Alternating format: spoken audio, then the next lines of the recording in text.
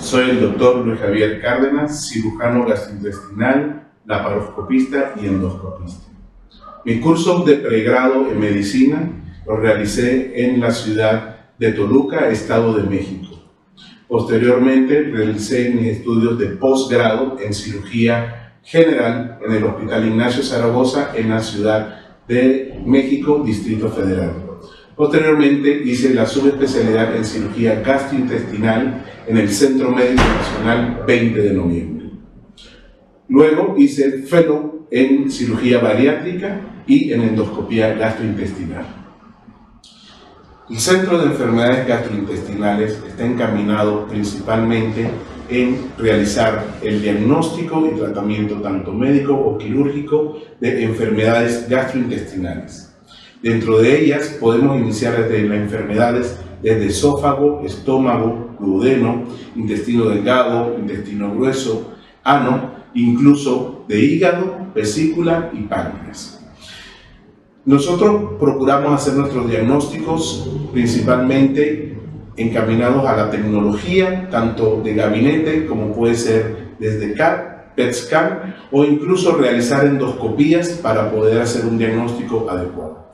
Una vez que se realiza el diagnóstico, si esto puede ser tratado en forma médica con medicamentos, será una muy buena opción. Pero si su opción en cuanto al tratamiento debe ser de tipo quirúrgico, nosotros ofrecemos la cirugía laparoscópica de mínimamente invasiva, en el cual podemos resolver su problema en corto plazo y con una estancia mínima intrahospitalaria. También podemos ofrecer lo nuevo que es la cirugía de puerto único, en el cual solamente hacemos una incisión a través del ombligo y a través de ella podemos realizar el 98% de la cirugía laparoscópica intraabdominal con una muy buena resolución y con menos dolor y con una entrada muy rápida a su trabajo con una incapacidad mínima. Así que en el Centro Médico Gastrointestinal estamos para brindarle el mejor servicio y puede llamarnos para hacer sus preguntas y cuestionamientos de la enfermedad que usted padezca.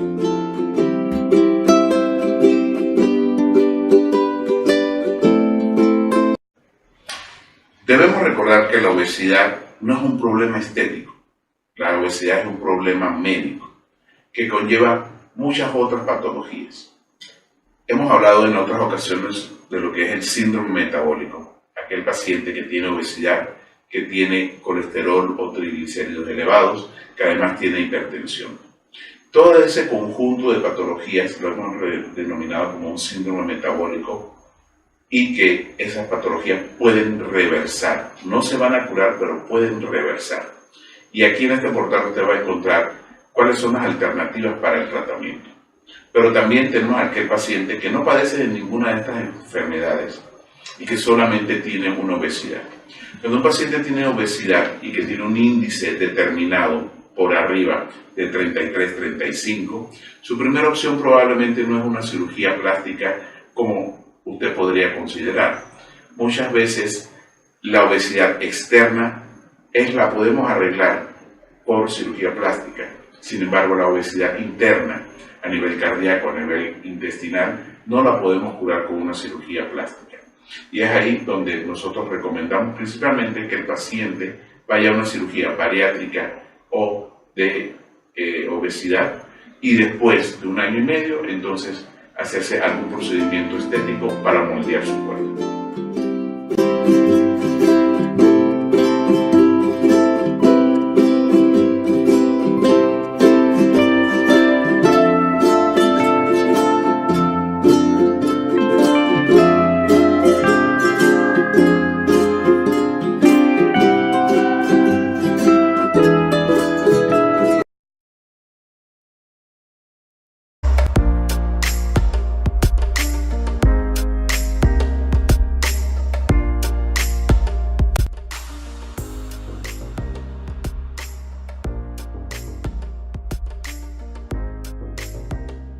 Soy el doctor Luis Javier Cárdenas, cirujano gastrointestinal, laparoscopista y endoscopista. Hoy día en Panamá tenemos un 30% de obesidad. ¿Qué se ha hecho? La mayoría de los pacientes hacen dietas dietas que pueden ser generalmente de vegetales, difíciles de llevar y que al promedio de haberla suspendido, el paciente regana peso. Estos pacientes que hacen dieta generalmente alcanzan no más del 10% de una baja de peso. Algunos han tomado medicamentos anoréxicos que le quitan el apetito. Generalmente llegan a disminuir hasta un 15%. Sin embargo, sabemos que todos estos medicamentos tienen una tolerancia entre 3 a 6 meses. Una vez que el paciente alcanza esta tolerancia, el paciente regana nuevamente peso. Hoy en día, ¿qué está haciéndose? ¿Qué recomendamos? Hoy en día recomendamos hacer una cirugía bariátrica. ¿Cuál es la mejor? Depende de cada paciente. Depende de sus características, depende si tiene o no tiene diabetes, depende del índice de masa corporal. Sin embargo, una de las cirugías que está más en boga hoy en día es la manga gástrica, tanto por pacientes con índice de masa corporal bajo como con índice de masa corporal alto. Sabemos que la manga gástrica funciona de dos formas. Una de ellas es hormonal y la otra de ellas es restrictiva. Hormonal porque al disminuir el fondo gástrico del estómago disminuimos una hormona que se llama grelina. La grelina es la responsable del apetito en el paciente. Y la otra es disminuyendo la capacidad gástrica de un volumen de 800 mililitros, que es la capacidad habitual del estómago, a un volumen de 150 mililitros o menos. La cirugía metabólica tiene varios puntos importantes que resaltar. Uno, limitar la cantidad de comida que se ingiere. Eso lo vamos a lograr disminuyendo la capacidad gástrica, como lo pueden ver en el video. Al disminuir esta capacidad gástrica, vamos a limitar la producción de una hormona muy importante que se llama grelina. La grelina es la responsable del apetito. Al disminuir esta hormona, el paciente no va a tener tanto apetito, así que no va a tener una ansiedad por comer. Posteriormente, al evitar que los alimentos pasen por el duodeno, logramos que se produzcan unas hormonas que van a ayudar a estimular el páncreas para la producción de la insulina.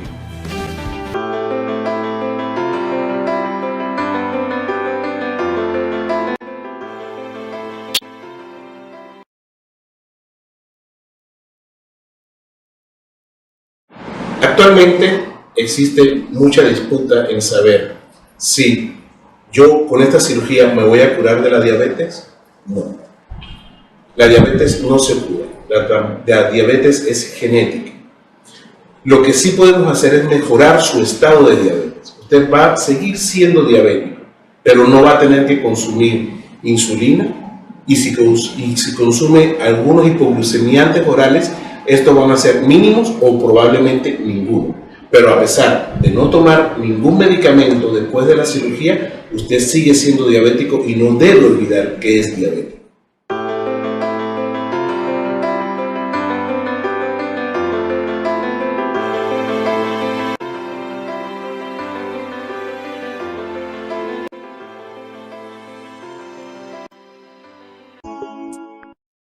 Hola, les voy a presentar a mi paciente Mireya Muñoz.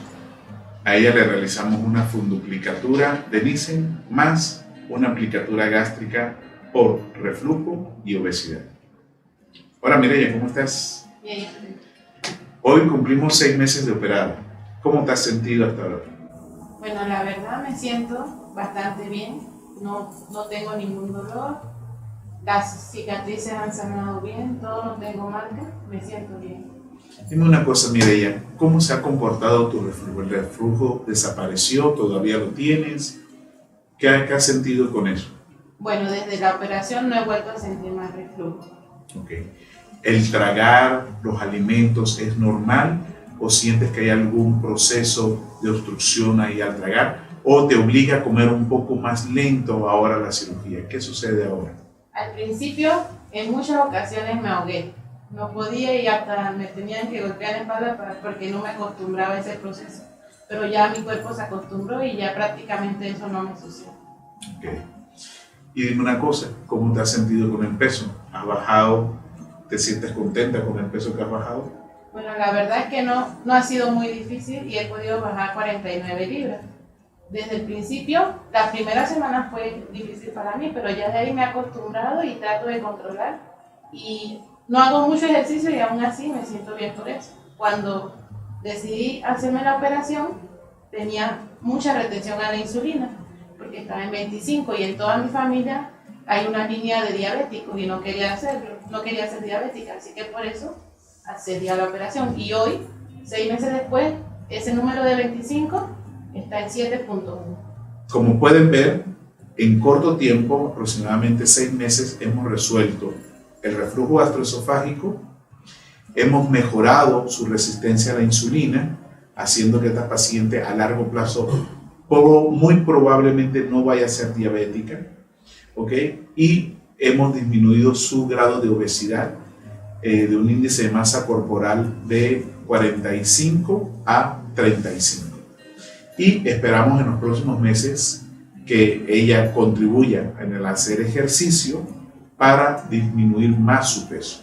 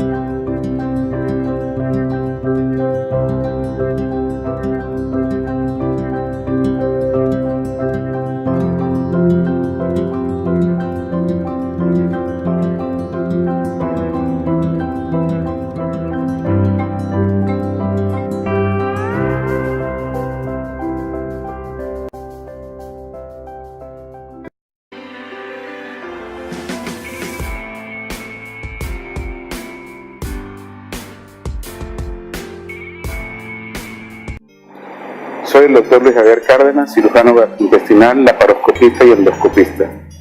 Vamos a hablar sobre el gastric bypass.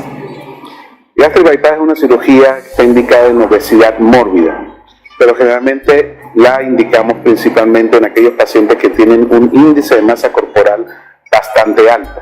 Este índice generalmente va a rebasar los 50 o 55 de índice de masa corporal, o al menos en aquellos pacientes que tienen un índice de masa corporal más bajo y que además son diabéticos.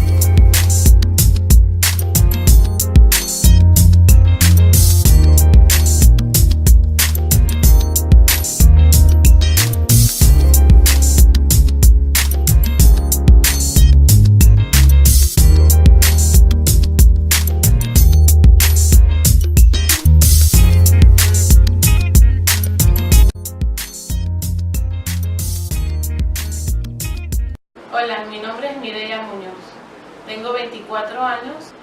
Hoy es hace 6 meses de esa cirugía que me realicé, en la que he podido bajar 49 libras, ya que peso 238 libras ahora.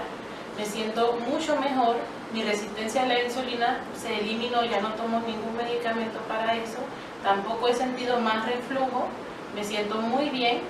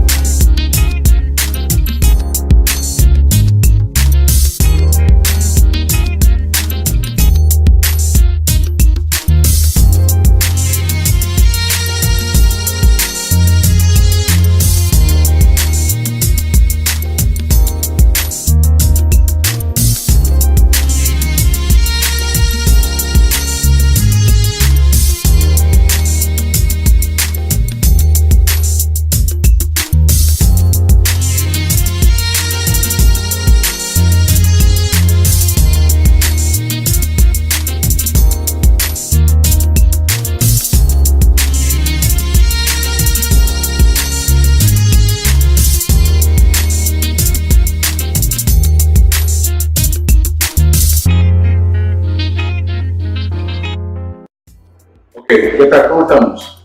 Hoy vamos a hacer un procedimiento que es la hernia inguinal, la reparación de la hernia inguinal. Estos pacientes han cursado generalmente con una hernia a nivel del canal inguinal, que puede ser de origen de tipo congénito. Generalmente estos pacientes desde que nacen tienen un defecto que se va haciendo cada vez mayor con el paso del tiempo. En el caso de los varones, generalmente los testículos están a nivel intraabdominal. Estos testículos van descendiendo hacia la bolsa escrotal y cuando descienden traen una bolsa que se llama la túnica albuginea. Esta en ocasiones no se oblitera completamente y queda permeable y puede por ahí introducirse la asa de intestino. Así que el paciente del día de hoy tenemos que tiene una hernia inguinal del lado derecho y del lado izquierdo y la vamos a resolver por vía laparoscópica con mínimas incisiones con 3 heriditas, una a nivel del ombligo y 2 laterales, como vamos a ver ahora, y vamos a colocar 2 mallas, una malla anatómica izquierda y una malla anatómica derecha. El paciente es completamente ambulatorio. Después de su recuperación de anestesia se va para su casa y en unas 6 horas está tomando su dieta. Así que dentro de unos momentos vamos a ver la solución.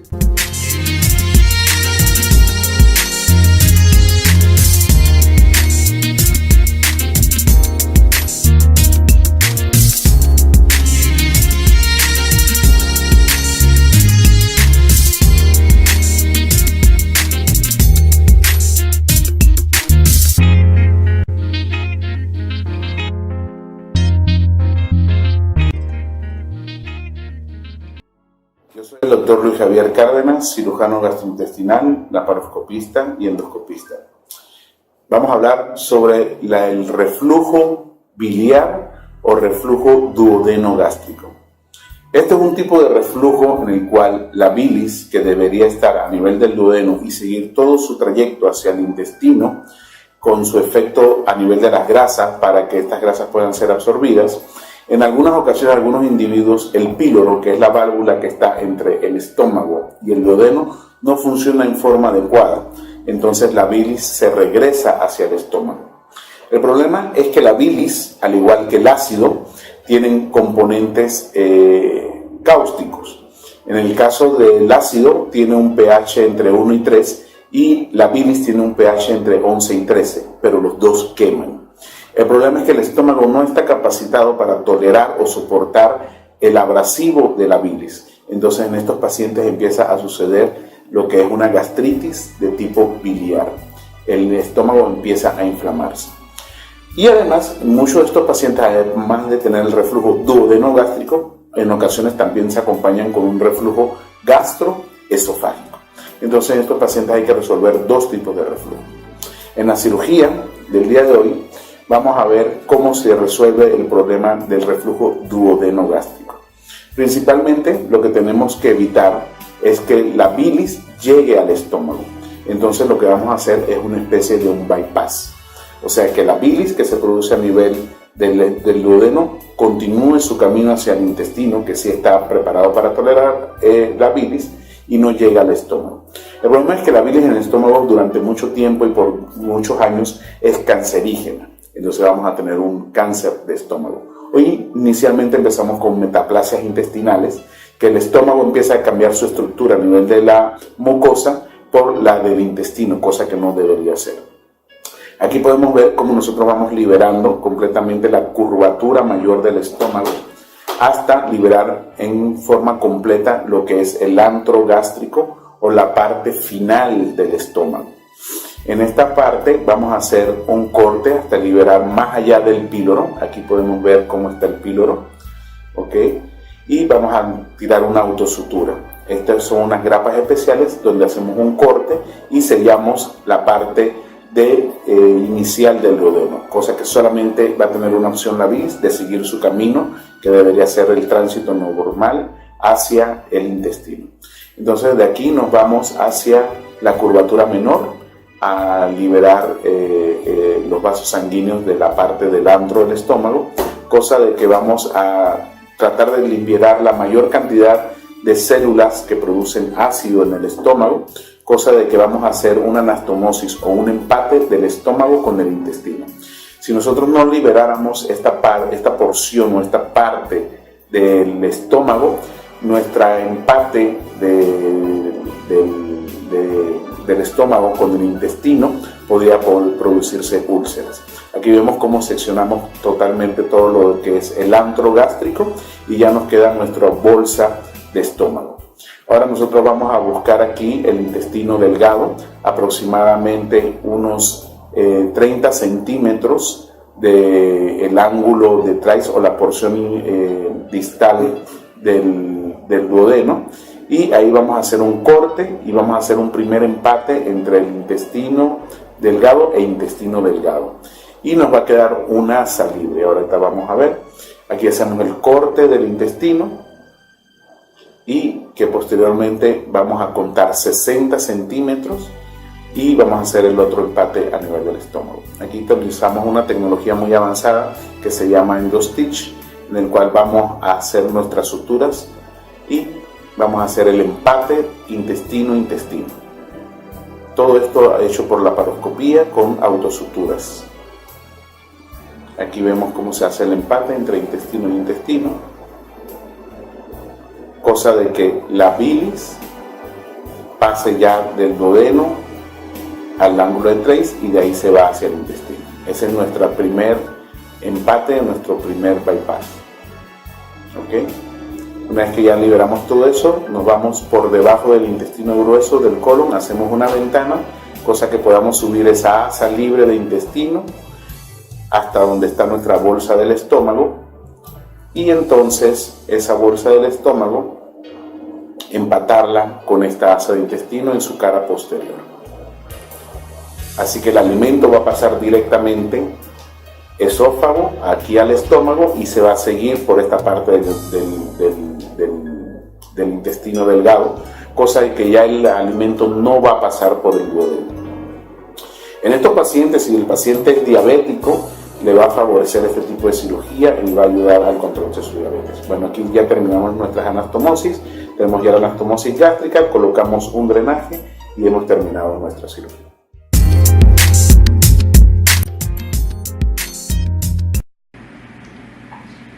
Hola Delia, ¿cómo estás? ¿Qué edad tienes, Delia? 51. Delia, cuéntanos, ¿cuántos años sufriste de reflujo? Toda mi vida, hasta que usted me operó. Ok, ¿cuántos años tienes de operada?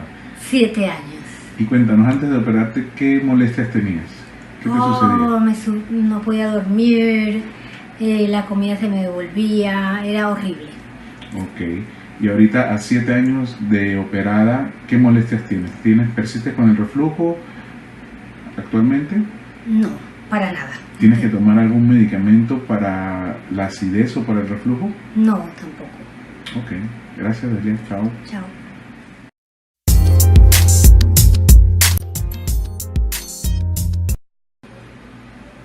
Hola Silvana, buenos días. Hola, doctor. ¿Cómo estás? Cuéntame, ¿cuántos años sufriste de reflujo? Bueno, yo calculo que alrededor de 20 años yo estuve con ese problema. ¿Y recuerdas qué síntomas tenías durante esos 20 años? Sí, como no, yo me sentía un ardor en el estómago, se me devolvía la comida, me ardía lo que era el esófago aquí cuando me ardía todo esto. Sentía que la comida se me regresaba en ocasiones. O sea, era algo muy, muy, muy malo que se me sentía, esa acidez que yo sentía como que me quemaba el estómago. ¿Y dormías bien o tenías que dormir sentada o con almohadas o cómo era para dormir? Yo dormía con almohada, ponía almohada debajo para que me hicieran un ángulo y así era como trataba de dormir. Ok. ¿Hoy cuántos meses o cuántos años tienes de operada? Tengo un año, me operé, cumplí un año en agosto, 1 año y 2 meses tengo de haber sido operada. Ok. ¿Y tomas algún medicamento actualmente para el reflujo? No, gracias a Dios, ya no tomo nada, ya no tomo ni esomeprazol, ni omeprazol, ni gastrigel, todo lo que yo tomaba. Ya no tomo nada de eso, yo estoy contenta porque ya no tomo nada de eso. Si volvieras a sufrir de reflujo, ¿recomendarías que se operara o a alguien que sufre de reflujo recomendarías que se operara? Como no, yo le recomendaría que si tuviera el tiempo que yo tuve de estar así, yo les recomiendo que se operen porque realmente uno se siente muy bien ya de esa situación que uno tenía. Ok, gracias Silvana. Yo soy el doctor Luis Javier Cárdenas, cirujano gastrointestinal, laparoscopista y endoscopista. Vamos a hablar del tema que más acarrea consulta en la especialidad de gastroenterología, que es el reflujo gastroesofágico. El reflujo gastroesofágico consiste principalmente en la sensación del paciente que se le regresa ácido hacia la boca o hacia el esófago o alimentos. Esta sintomatología principalmente va a conllevar a una irritación del esófago, porque el esófago no está capacitado, está preparado para tolerar el ácido. En algunas ocasiones no solamente es ácido lo que refluye hacia el esófago del estómago, sino que también puede ser bilis. Y los dos combinados, tanto el ácido como la bilis, los dos queman y van a producir inflamación sobre el esófago. Estos pacientes por lo general acuden a la consulta con antecedentes de tener tos crónica, cuadros de asma intratable que han ido al neumólogo y no lo han podido tratar, cuadros y que se han confundido en ocasiones con un infarto cardíaco nocturno, porque durante las noches puede haber más reflujo al estar acostados y subir ese ácido en el esófago y producir un espasmo a nivel del esófago y producir dolor. En estos pacientes, lo indicado primero es hacer algunos estudios. Podemos hacer estudios tan simples como hacer una prueba de Helicobacter pylori en heces. Esta prueba nos va a arrojar si el paciente tiene la bacteria o no tiene la bacteria. Si tiene la bacteria, en ocasiones damos tratamiento y vemos cómo evoluciona el paciente. Pero por lo general, los pacientes que nos llegan a la consulta ya han pasado todo este camino y persisten aún con su reflujo. Han sido multitratados con antiácidos de distintas marcas, inhibidor de bombas de protones de distintas marcas, y el paciente persiste con su molestia. En estos pacientes, lo indicado está hacer es una endoscopía. Durante la endoscopía nos vamos a dar cuenta de qué es lo que está sucediendo y qué es lo que está propiciando el reflujo gastroesofágico. Hay 5 factores importantes en el reflujo gastroesofágico. Uno de ellos es la falta de aclaramiento esofágico, o sea que el esófago no se mueve en forma adecuada y no baja completamente todo lo que es el líquido hacia el estómago. El segundo es la pérdida de la presión del esfínter esofágico inferior, que es una válvula que está entre el esófago y el estómago y evita que el contenido que está en el estómago suba hacia el esófago. El tercero es la pérdida del haz o el ángulo de His. La pérdida del ángulo de His es un ángulo, como podemos ver en pantalla, que se determina entre el fondo gástrico y el esófago. Este ángulo va a producir cierta presión sobre el esófago y va a evitar el reflujo. La presencia de una hernia hiatal, que es un orificio mayor en el diafragma a través por donde pasa el esófago, puede llegar a producir también y favorecer el reflujo gastroesofágico. Y uno de los más frecuentes también es el aumento de la presión intraabdominal por obesidad o por sobrepeso, y eso puede constituir un reflujo gastroesofágico. En estos pacientes, una vez que se le ha hecho la endoscopía, es una endoscopía que hay que hacer biopsia tanto del esófago, del estómago y del duodeno. En estos pacientes, en las biopsias esofágicas, vamos a encontrar que hay alteraciones inflamatorias a nivel del esófago. Y puede haber alteraciones inflamatorias tan severas como lo que es un esófago de barra, que es una displasia que puede convertirse fácilmente en un cáncer de esófago. Es por eso que los pacientes que tienen reflujo gastroesofágico deben ser tratados.